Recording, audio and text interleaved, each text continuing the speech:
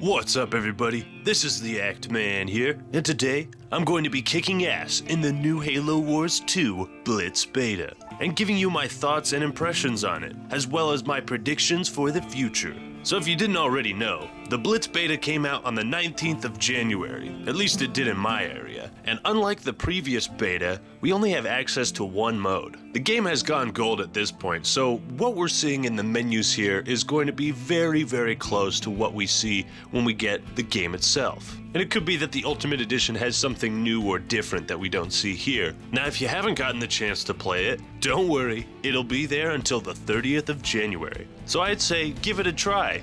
So now, let's get into the meat of this video. Or if you're a vegetarian, let's get into the celery and peanut butter of this video. Alright, so Blitz is already a controversial game mode for Halo Wars 2 because it will, of course, be tied to a microtransaction system. And we won't know the impact and weight of this system until we have the final product in our hands. Though there is one thing that's come to my attention, that Sergeant Forge from the first Halo Wars is going to be a character or captain in Halo Wars 2. Now, for those of you that have played Halo Wars 1, you know that this doesn't make any sense. But from what I've seen in a couple screenshots someone sent me, is that he's going to be purchasable within the store. Whether that's as DLC or part of the Ultimate Edition or the microtransactions themselves, we'll have to see. It's been about a year and a half since Halo 5 came out, but the memories of microtransactions are still fresh in everyone's mind. Now, you want my honest opinion? I'm predicting that the MTs in this game are not going to be tied to 50% of the multiplayer like they were in Halo 5. I don't think they're going to be that bad, or that much of a focal design point for this game. But I don't think they're going to be beneficial to the players in really any way.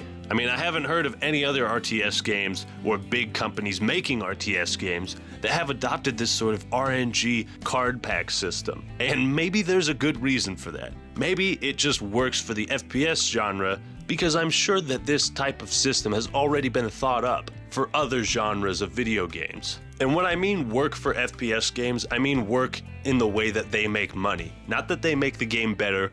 Now, I'm predicting that there's going to have to be a very complex matchmaking system involved with this, because the cards you use in Blitz level up and get stronger as you get more of them. So this brings up the issue, what happens when someone has the highest level cards and they're going up against someone with the lowest level cards? What's the point of leveling your units up if not to totally dominate someone that's weaker than you?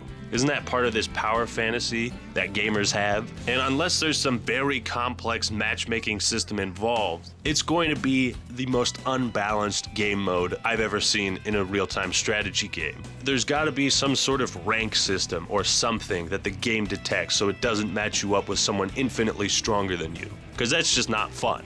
That's just not fair. You know, at this point I'm kind of numb to the whole RNG card pack reward system, gold earlobe camos, all that jazz. Like, I really just don't care about it, or see how it brings anything new to the table. Now keep in mind, I'm not talking about Blitz itself. I'll get to the gameplay, just the system behind it all, the reason that Blitz exists. However, there is one radical improvement that has me so goddamn excited to play this game. Drum roll, please.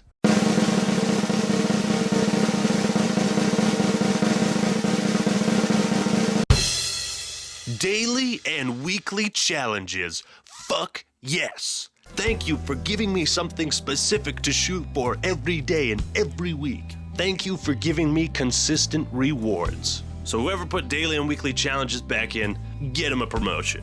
And I will say that the idea of building a deck of cards to use in multiplayer is actually pretty cool. It's a strategic type of gameplay we've never really seen in other real-time strategy games, and it creates a unique type of customization. I predict I'll be spending a lot of time tweaking my deck to perfection. There's going to be a lot of strategies, tip videos, and all that good stuff going around. And I see all that as being really, really fun. The problem is that the current gaming landscape is so oversaturated with these randomized systems that it takes away what Blitz has going for it.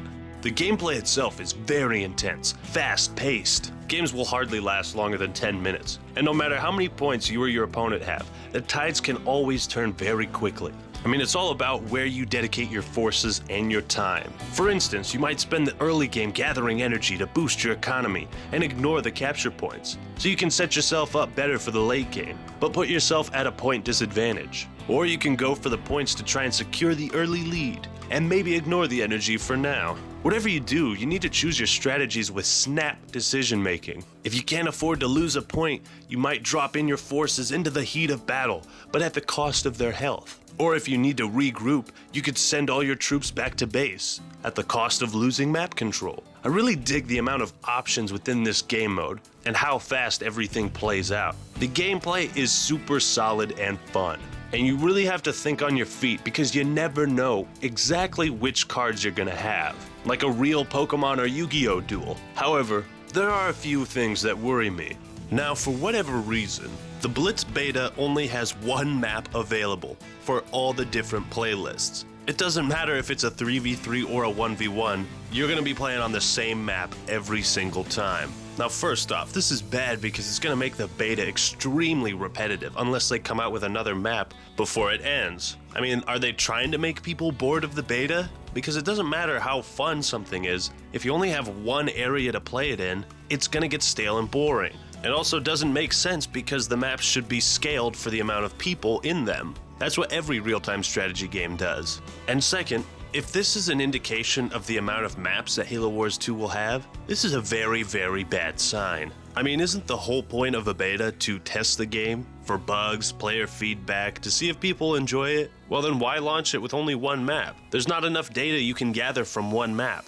Now, one glitch that was really annoying that I ran into was in between each game, you're supposed to be able to change your leader and look at your deck, but half the time, the game wouldn't let me do that. I would get locked in as Cutter. God, just let me change my leader. Just let me change my leader. Jesus Christ, let me change my leader!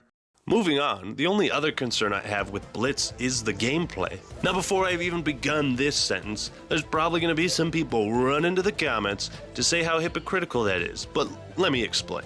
What is the main goal of Blitz? How do you win? You capture 3 points and hold them for points. First to 200 wins. But haven't we seen this already? Yeah, we have. With territories, invasion, dominion, strongholds, warzone, domination, and now Blitz. So all these modes revolve around the same system, and you could argue King of the Hill as well. All these modes have some sort of gimmick that separates them from just being the same damn thing. But you see how many of these game modes we've had in past Halos? Now, it's fine that Halo Wars 2 is appealing to RTS fans as well, but it's also appealing to Halo fans as well. And how many different ways are there to spin this capture 3 points to score points and win type of game? Domination already fulfills that role, and in my opinion, does it better. Don't get me wrong, I don't hate any of these game modes. I just can't help but think that they should have done something way more creative and new. It's like you're playing it safe, like you don't know how to create a mode that's tied in with microtransactions,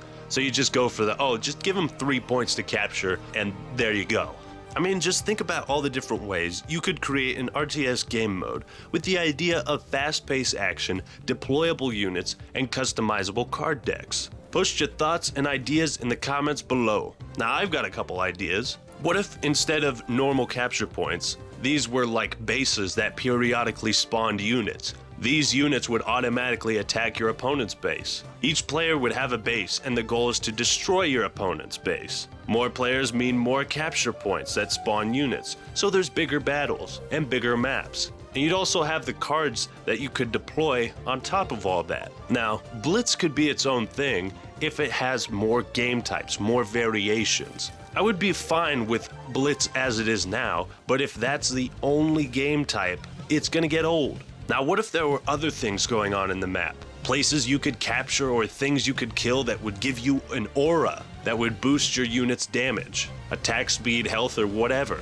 I mean, what if there are more power-ups on the map aside from just an increase in resources? What if there were wandering neutral AIs that you could fight? You see, there's a bunch of good ideas out there, and I'm willing to bet that if Blitz remains as simplistic as it is, with such a limited amount of maps, that's not going to be the go-to mode for most people. I mean, I like Blitz. I enjoy it. And the issues I'm seeing right now is that there's not enough variety or originality with it. I like the deck customization, the fast-paced gameplay, but now we need variety and options on top of that. All in all, the Blitz Beta was very fun, and I'm glad we got another taste of Halo Wars 2 before the game actually comes out. Despite how unoriginal the objective is, and the maps around them, as well as the microtransaction system, I'm still feeling very positive about Halo Wars 2 overall. And we'll just have to wait and see how tough the microtransactions affect this game, and the design of Blitz. But I'm still predicting they're going to be a negative influence on the game. Either way, those were my thoughts, impressions, and predictions for Halo Wars 2.